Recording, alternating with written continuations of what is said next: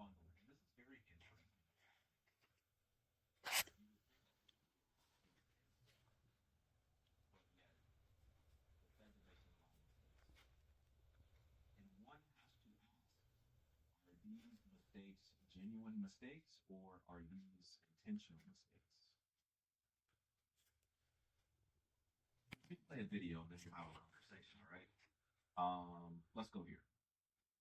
Third time just might be the charm for P. Diddy's bond motion. I just got out of court, and let me tell you why I think he's going to get a bond. Judge, reserved decision. He said, you're going to get a decision very soon, okay? But the judge was buying a lot of the defense's arguments, and they were good arguments.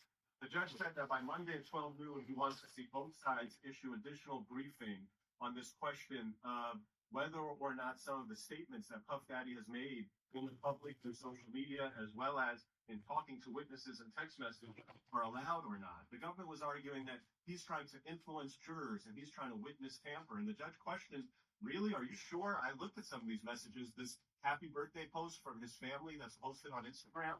Yeah, a juror might see that, but does that mean that a defendant's not allowed to wish himself happy birthday on Instagram? And the judge said, I'm looking at these text messages with the witnesses. What's tampering here? So he's going to have additional briefing on both of those issues. But what really swayed the judge is the argument that's been made from the beginning. But now, after 2-3 months, there's been discovery produced, and the defense has some of the discovery, including what they characterized as Brady evidence showing that the alleged sex trafficking victim, Puff's wife, and a relationship that was almost 11 years that ended.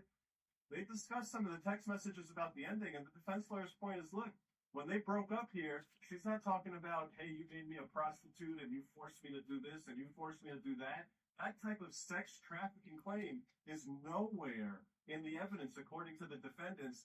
I think the judge was looking at some of the evidence and he was going along with that. And that's what's leading him to say that, hey, why under this set of conditions can't I give this guy bail?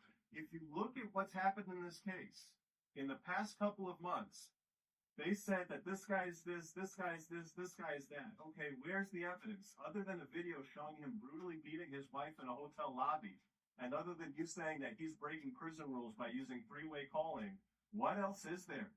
Really, what else is there? Because they have not identified a single other witness or video showing violence, showing really anything. Will they? Maybe. But for now, I think the judge is going to give him a bond because it's been 2 months.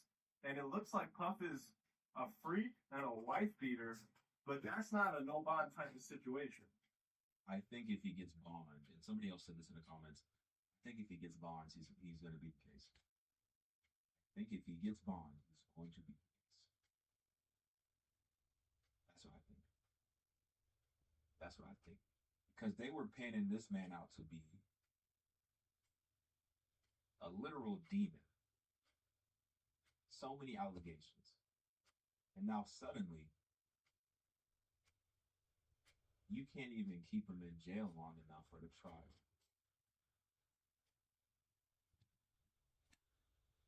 So, are there that many holes in your prosecution? Or is this intentional? Are there some deals being worked out? Who knows? I don't know. I'm just speculating. But it's interesting because they said that he's been running the jail, like I said, right? He's talking to witnesses.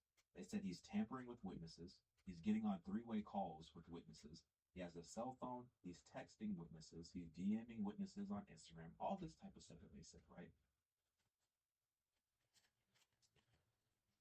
And the judge said, okay, well, where's the evidence? You're bringing all this against him. Where's the evidence? Why didn't you stop him when you knew that he was doing this? You allowed it to continue. How come you didn't just stop it? On top of that, you didn't stop it. Where's the evidence? You're not bringing any of that to the table. So they can't even control this man in jail. Do you really think they're going to be able to control this man on bond when he's sitting at home?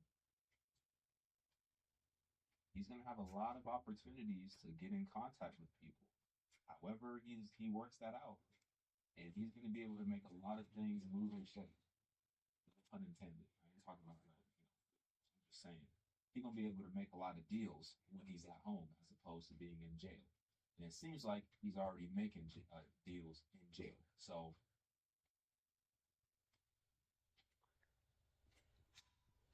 interesting. What's this one? Major development of the Puff Daddy case, and this is going to be really bad for the defense or really bad for the prosecution. Here's what happened. So there was this big argument over whether or not the government was allowed to take pictures of these notes. Now, obviously, if the notes are communications with his attorneys, they're not allowed to do it. What the government said is that they were doing a general search for contraband.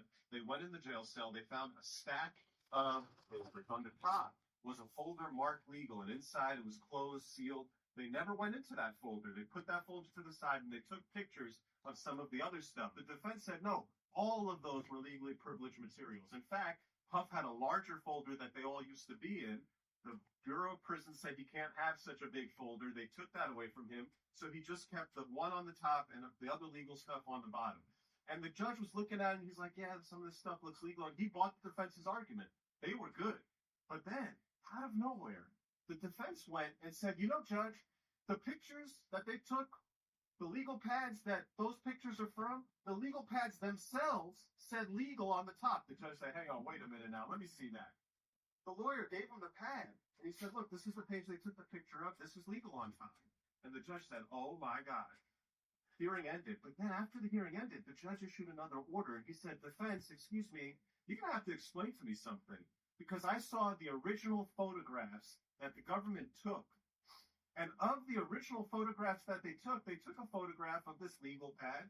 And I'm looking at the binding. It doesn't say legal on top. That means one of two things, folks.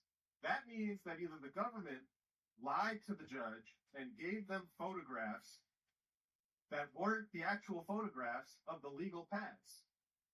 Or that means the defense. Remember what happened here. The government took the pads, they took pictures, and they put them back in Puff's jail cell.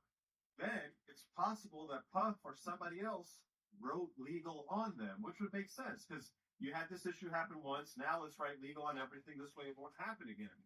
But in open court, the lawyer went so far as to say, I don't know what happened, but if that's what happened, the lawyers didn't say that. The lawyer said, hey, the feds searched these pads and they said legal on them. They're crazy, wild violations of the attorney-client privilege. The judge now asking, hang on, who's lying? And if it's the defense that misrepresented that this legal was written after, or if it's the government that misrepresented that, oh, shit, yeah, and we were hiding the fact that we clearly saw the legal marking on the top, that's going to be a problem for one side or the other. Major fireworks expected at the Puff Daddy hearing today on just this point alone, and then the overall bond argument, which we'll do another video on. This is going to end up in this trial, ladies and gentlemen. That's my prediction. That's my prediction.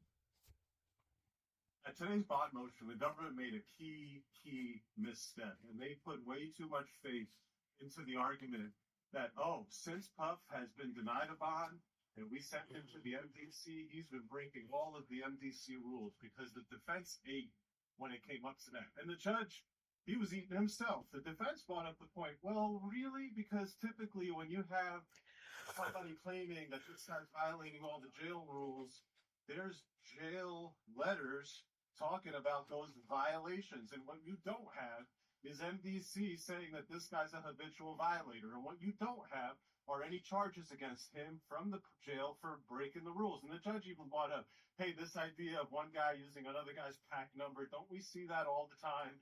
And this contact me ASAP third-party messaging service that he was using, didn't you still get a chance to monitor all those conversations? And really, for me, the big point, which is that, hey, you guys are saying he's breaking all these prison rules. You know all about it, and yet you've done nothing to tell him to stop. You've found nothing in all of the communications, and then you're trying to use it against him on the bond. That was a big misstep from the government. That's one of the big reasons why I think we're going to see a bond in this case, because that type of argument, you make it, you put all this energy behind it, and then it falls flat.